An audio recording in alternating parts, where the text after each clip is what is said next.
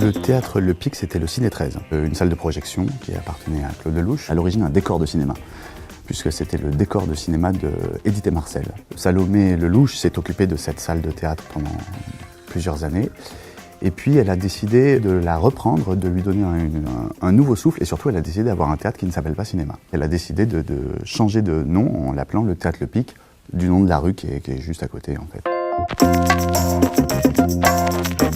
Le style du théâtre en lui-même ne va pas considérablement changer, il va toujours rester avec les tentures noires, le style art déco. Le plateau va s'agrandir, la capacité de la salle va s'agrandir, le hall et surtout toutes les structures d'accueil pour les compagnies, c'est-à-dire que loge, salle de répétition, enfin voilà, être exigeant, contemporain et accessible à tous.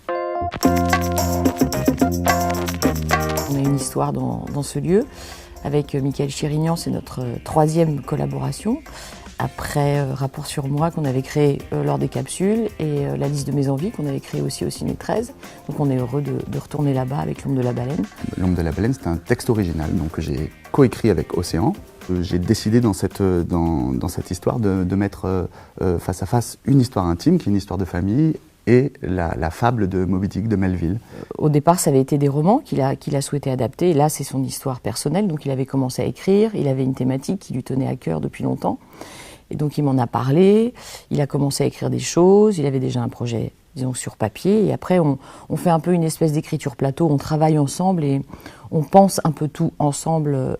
Avec Anne, on avait monté Rapport sur moi et La liste de mes envies, qui sont deux fictions, totalement fiction, mais on les a travaillées comme si c'était des histoires personnelles. Avec L'ombre de la baleine, on a voulu faire le système presque inverse, c'est-à-dire parler d'une chose très personnelle, très intime, l'histoire de ma famille, et en même temps en faire quelque chose d'universel. Les origines, l'identité, la transmission, sont des sujets qui me touchent beaucoup, et puis surtout, c'est des sujets qu'on peut aborder de plein de manières. Et dans les trois spectacles, ils sont abordés autant avec humour qu'avec sensibilité. On a réussi à faire un spectacle esthétiquement assez différent et assez beau, assez contemporain.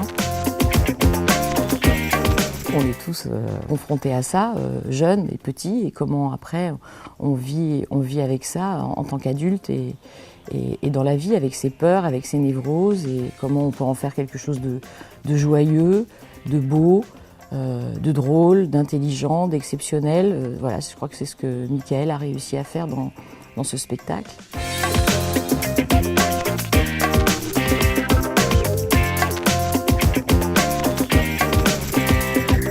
Donc je joue la baleine dans ce nouveau bateau qui sera le Théâtre Le Pic à partir de décembre.